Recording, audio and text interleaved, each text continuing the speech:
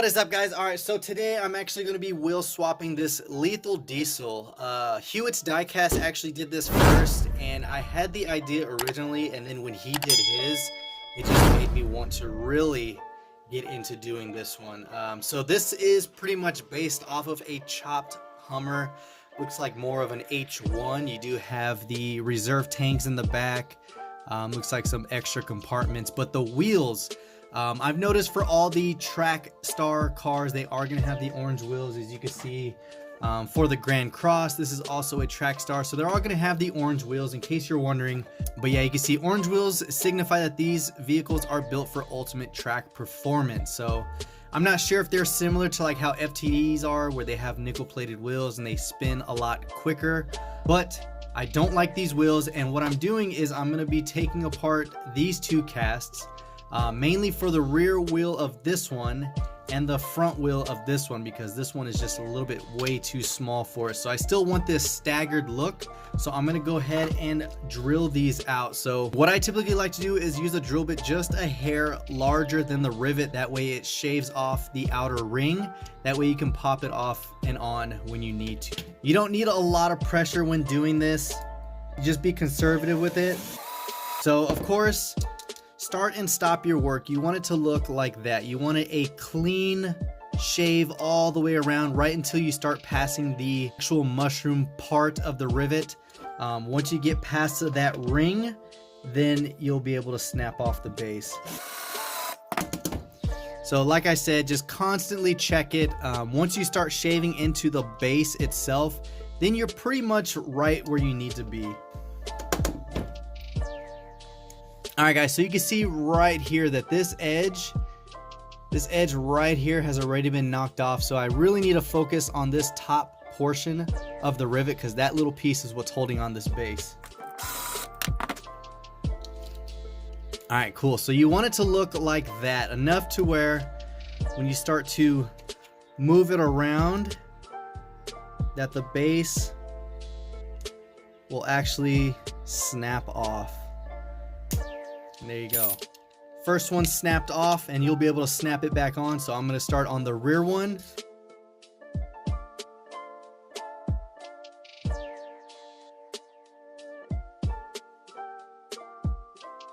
So once we get here, we should be able to pry the entire base off. Now, depending on the cast.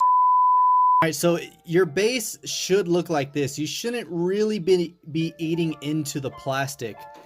You want it just enough to where you're shaving off the top head of that rivet. So I'll show you how it snaps back on.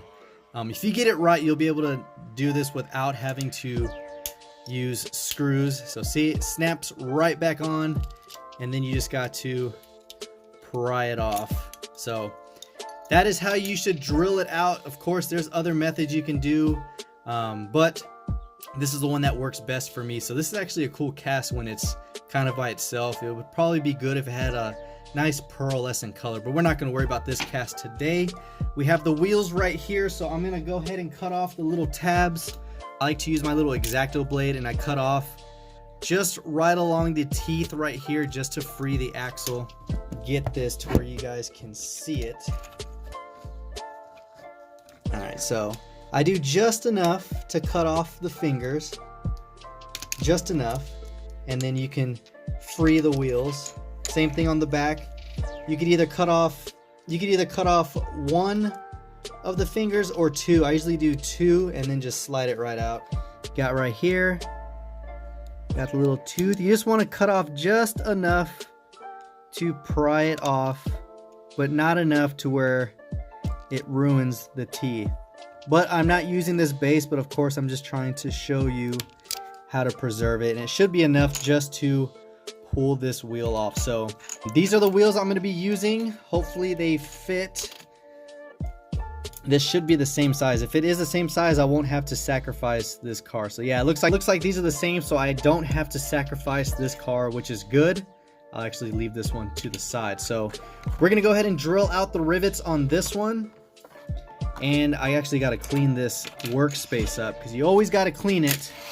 Always want it to look good. So Alright, so since I am going to be putting this most likely back in the box, I'll go ahead and save the card and just open it as a flap.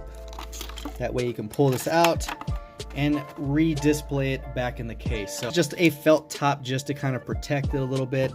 In case you guys are wondering, I'm using a 1/4 inch drill bit. I'm sure there's other sizes that people prefer, but I like to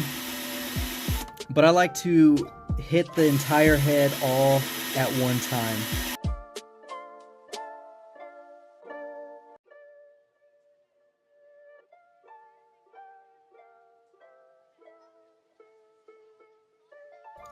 All right, that's exactly where I want that one to be. So I'll start working on the back.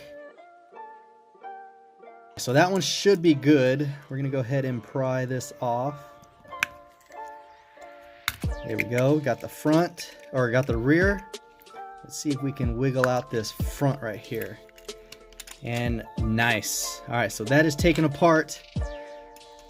Now, I'm not gonna be using these wheels, but I will just save them just to save them. I'll just cut off one of these fingers. There we go. Hopefully these wheels are a direct fit. If not, we might have to do some trimming. Yeah, it looks like we're gonna have to do a little bit of some trimming. So what I'm gonna do is I'm actually going to cut off the inner portion of this wheel right here. All right, so normally what I do is I get the blade and I cut off just this inner portion, this inner ring right here on both sides. And usually that gives you enough clearance. I've done that before on Matchbox wheels to put the Matchbox on Hot Wheels because Matchboxes are a little bit thicker on the inner axle. So we're gonna go ahead and cut off just a small portion of it. This blade should be enough to cut it. And this is just in case. You can see right here I cut off that little portion of the wheel, and this is just in case you want a little bit of clearance. You don't have to mess up your axles. You just remove some of the inner wheel and it's not going to hurt anything. You don't have to cut the axle off. It works very well. I've done this probably since I was like a teenager, just so I can get wheels to fit. All right, so the thing I've always used on these inner pieces is just some nail clippers. It works very well on cutting off the plastic without having to do anything. Axle's nice and clean. You do have the inner wheel that is shaved. Let's see if that is enough clearance. All right, there you go. Got the clearance I need. Put the front wheels on. There we go. Snaps right in. So you don't always have to cut off all the axles, but there we go. Quick test fit just to see how that stance is, and look at that. That is crazy. Let's see, is that even gonna fit in there? Let's see. Here we go. Snap right in there on both. It is a very, very tight fit, but I definitely do like that much, much better. Look at that. That stance is crazy. I think I would have to shave a little bit of this fender well. You can see right there, those tires are rubbing. So this looks like it's going to be mainly a static piece because those rear tires are just way too massive. All right, so what I'm going to do is I'm actually going to cut off these mud flaps right here. So let's go ahead and remove the chassis. Look at that, no rear flaps. We'll touch that up a little bit. So let's see if this gives it the clearance it needs. I'm gonna go ahead and angle it. We'll probably give it a nice little angle over here. Go ahead and make a reference line. Kind of going from this corner diagonally to that corner. So those are gonna be my cut lines.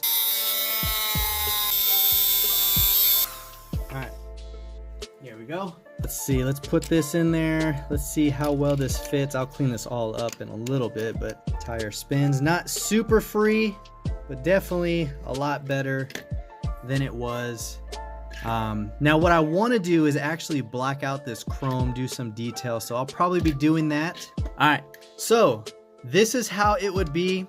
You do have the free spinning wheels and slightly free spinning in the rear. with a little bit of a modification. I just chopped it just a little bit on those fenders, but these rear wheels fit in there massively. Look at that. But what I want to do is actually redo this whole thing, add a lot more detail. So let's go ahead and do that.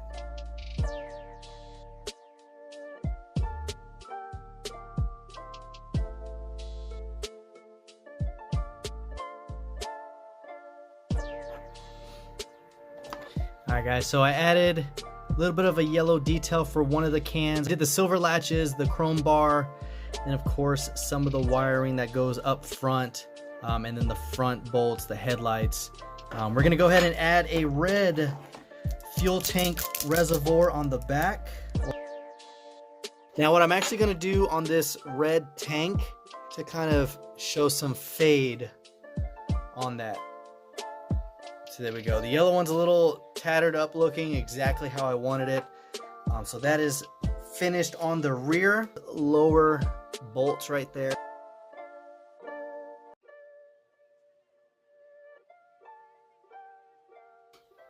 There's those. All right, so you got the rear pretty detailed right there. I definitely do like that. Definitely do like that a lot. All right, so this I'm actually going to paint because I don't want it all chrome like that. I actually want this black. All right guys, so we are going to be outside. Anytime you want to do a chassis or an interior piece like this, utilize a cardboard tube because you can conform it to the inside of that and it'll just hold and rotate. You won't have to get anything dirty. Clean out the nozzle, little dust coat. Go ahead and put this back together.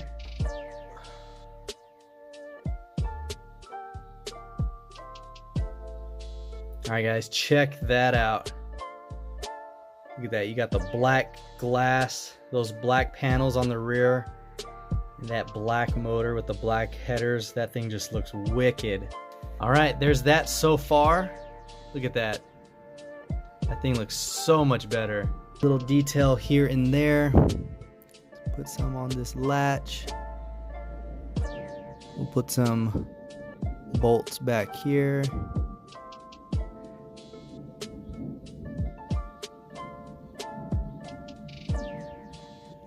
There we go. Look at that. Nice little panel. Come around to the front.